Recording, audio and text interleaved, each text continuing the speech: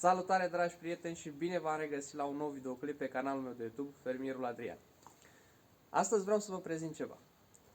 Vreau să vă prezint o metodă simplă prin care puteți să dați fum cărnii după ce ați scos-o de la sare, în special pentru cei care nu au posibilitatea de a putea să-și construiască singuri acasă o afumătoare, din cauza lipsei de spațiu sau din diverse motive. Sunt foarte multe cazuri în care omul este nevoit să ducă la un vecin sau la altcineva să-și dea fum la carne pentru că el nu poate să o facă acasă.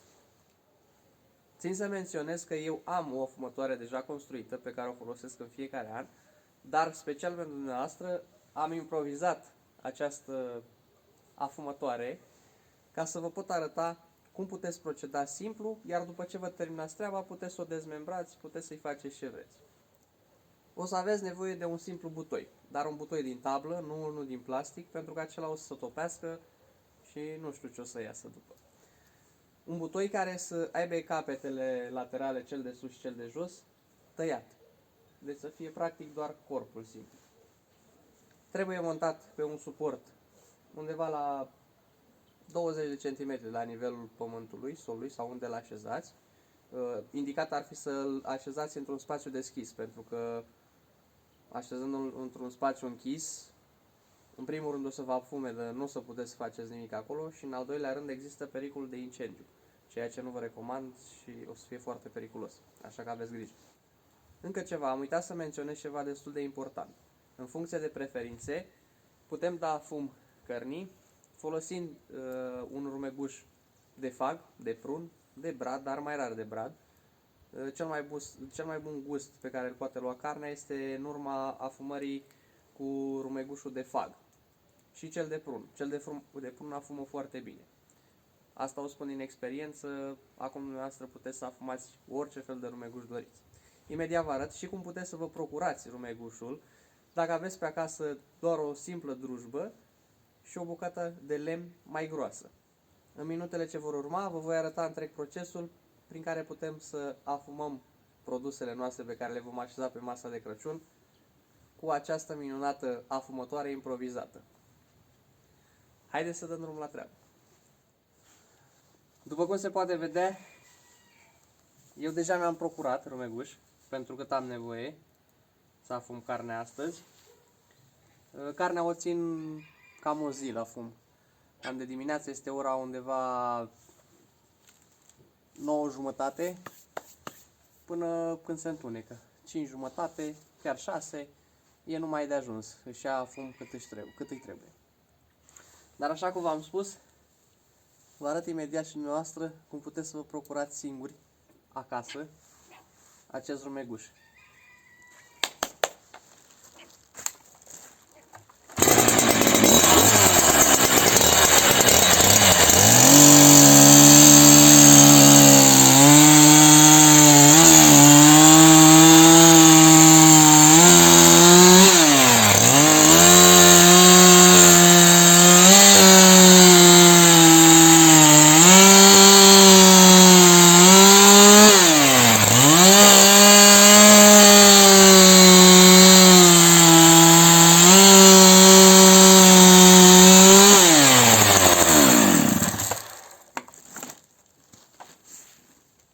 Ia uitați. Știu, mulți veți spune, da, dar o să sară ulei de la lanțul la drujbă în rumeguș. Nu este adevărat.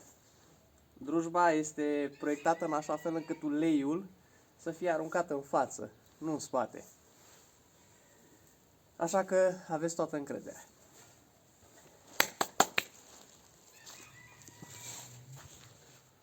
După cum v-am spus în videoclipul anterior, carnea a fost ținută 2 zile la sare. Eu în medie cam așa o țin. Nu o țin foarte mult. Sunt anumite persoane care o țin 3-4 zile. Sunt anumite persoane care atunci când taie un animal și vor să dea sare cărnii, folosesc saramură. Nu știu chiar exact, dar cu saramura există un barem de timp. Mi se pare că undeva între 10 minute, 8 și 10 minute pentru carne, între 10 și 15 minute pentru oase, iar șunca 25 de minute sau o jumătate de oră. Nu am folosit niciodată Indicat este să ținem carnea la sare, cum am pus-o eu, pentru că în timpul acesta, în cele 2 zile, ea se macerează și intră ușor, treptat sarea în carne, nu forțat. Cu saramură intră forțat și își schimbă absolut gustul. Cu toate că e mult mai comod. Probabil de astea mulți abordează acea metodă. Eu unul nu mănânc foarte sărat, datorită unor probleme de sănătate, dar este și indicat să mâncăm mai puțin sărat, pentru că este la mijloc sănătatea noastră, la tuturor. Haideți să gustăm, să vedem. Ia uitați. Dacă a luat de ajuns sare.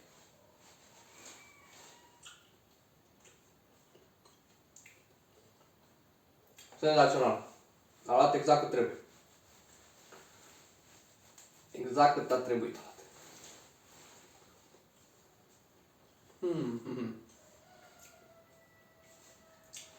Extraordinar. Haideți să o scoatem cu mănântor. Nu o să o scot toată, pentru că nu o să-mi încapă în acea fumătoare improvizată pentru a vă arăta dumneavoastră cum puteți să procedați acasă. O să o scot pe etape.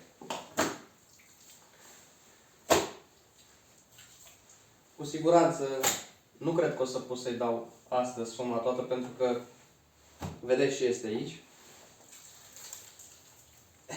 Ia uitați.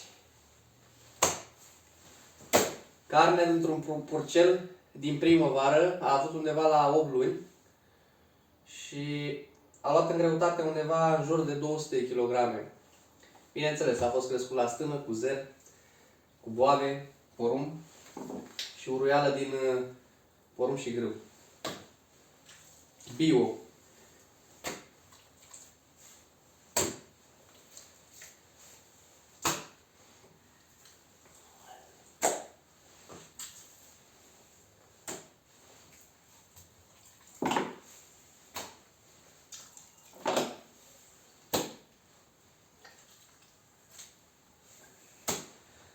Haideți să mergem cu aceasta să vedem dacă ne mai încape sau o punem doar pe aceasta din Ikea.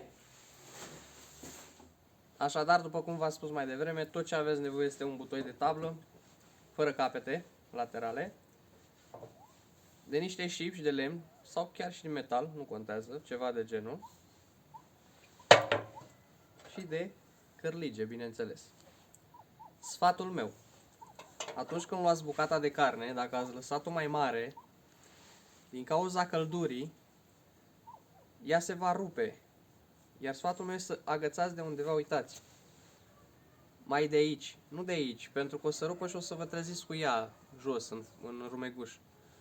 De undeva de aici. Să aibă stabilitate pe cârlig. Adică să nu se ducă nicăieri. Ceva de genul. Poziționăm aceste bride cam în spațiu, să fie egal între ele. Și începem și băgăm.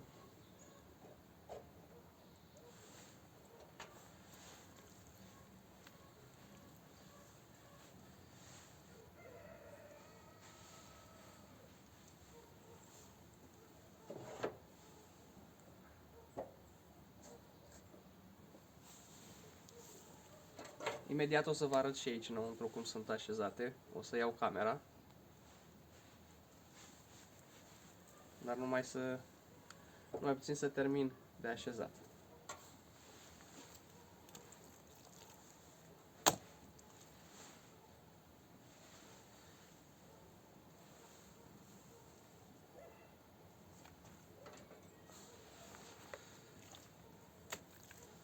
Diseară ce credeți că o să am la meniu? Carne afumată cu cartofi prăjiți și cu varză murată.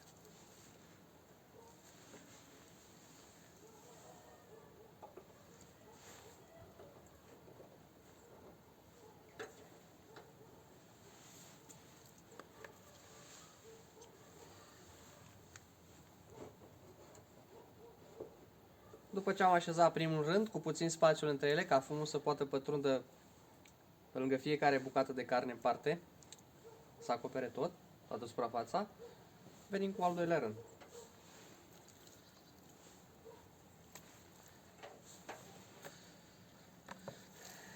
Ia uitați aici. Ce vă spuneam, la asemenea bucată de carne, mărimea ei, dacă o agățam de undeva de aici, cu siguranță s-ar fi rupt și ar fi căzut în jarul cu rumeguș. În schimb, dacă am poziționat pe undeva pe aici, cărligul nu o să mai ducă nicăieri.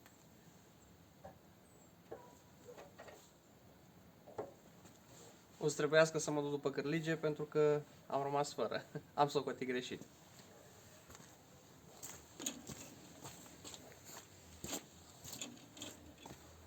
Uitați-le.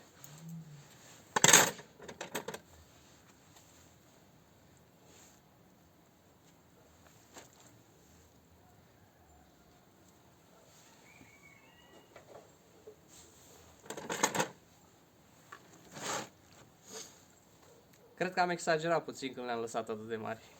Totuși cred că trebuia să le fac mai mici.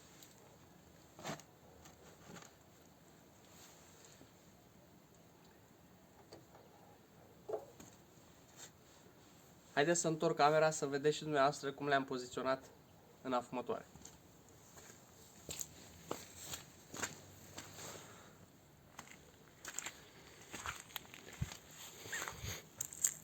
Uitați!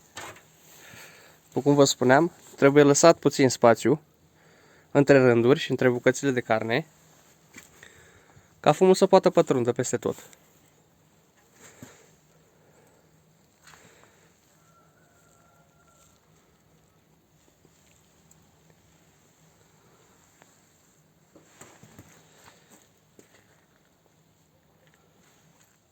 Rumegușul pe care l-am procurat mai devreme o să băgăm aici până se aprinde puțin. Nu prea am jar, dar o să se facă imediat.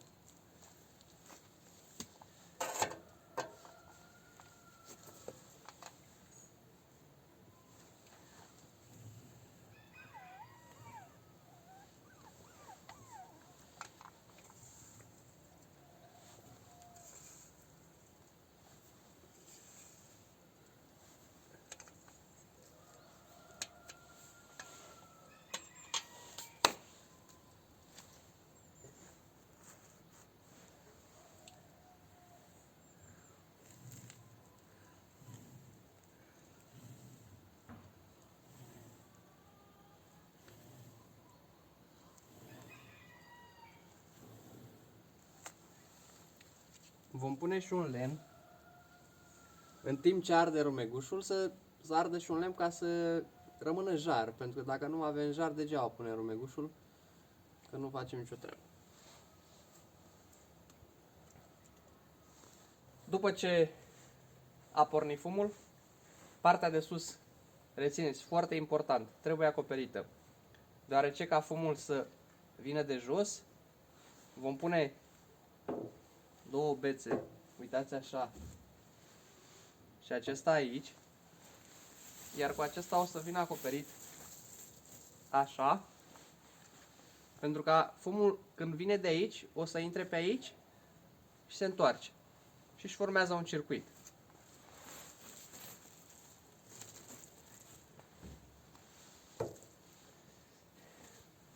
Cam aceasta este procedura.